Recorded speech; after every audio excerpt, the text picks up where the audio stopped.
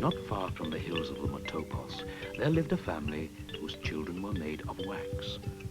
The mother and the father in this family were exactly the same as everyone else, but for some reason, their children had turned out to be made of wax. At first, this caused them great sorrow, and they wondered who had put such a spell on them.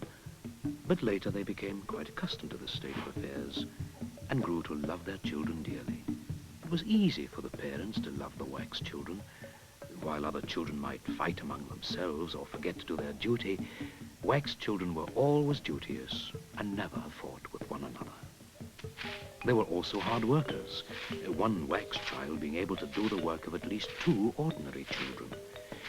The only real problem which the wax children gave was that people had to avoid making fires too close to them. And of course they also had to work at night. If they worked during the day, when the sun was hot, wax children would melt. To keep them out of the sun, their father made the wax children a dark hut that had no windows. During the day, no rays of the sun could penetrate into the gloom of this hut, and so the wax children were quite safe. Then, when the sun had gone down, the children would come out of their dark hut and begin their work. They tended the crops and watched over the cattle, just as ordinary children did during the daytime.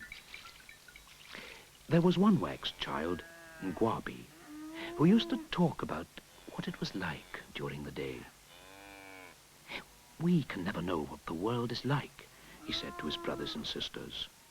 "When we come out of our hut, everything is quite dark and we see so little."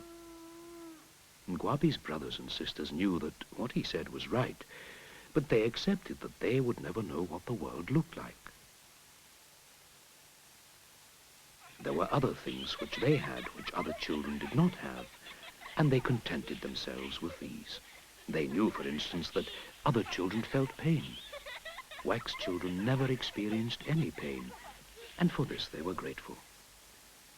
But poor Ngwabi still longed to see the world. In his dreams, he saw the hills in the distance and watched the clouds that brought rain. He saw paths that led this way and that through the bush, and he longed to be able to follow them. But that was something that a wax child could never do, as it was far too dangerous to follow such paths in the night time. As he grew older, this desire of Ngwabi's to see what the world was really like when the sun was up grew stronger and stronger. At last, he was unable to contain it any more, and he ran out of the hut one day when the sun was riding high in the sky, and all about there was light and more light. The other children screamed, and some of them tried to grab at him as he left the hut, but they failed to stop their brother, and he was gone. Of course, he could not last long in such heat. The sun burned down on Ngwabi, and before he had taken more than a few steps, he felt all the strength drain from his limbs.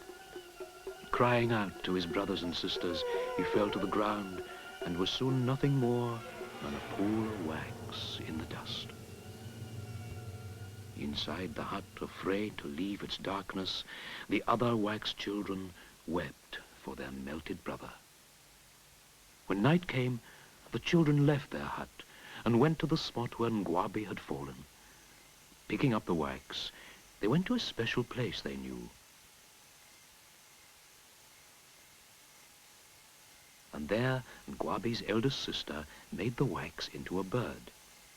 It was a bird with great wings, and for feathers they put a covering of leaves from the trees that grew there. These leaves would protect the wax from the sun so that it would not melt when it became day.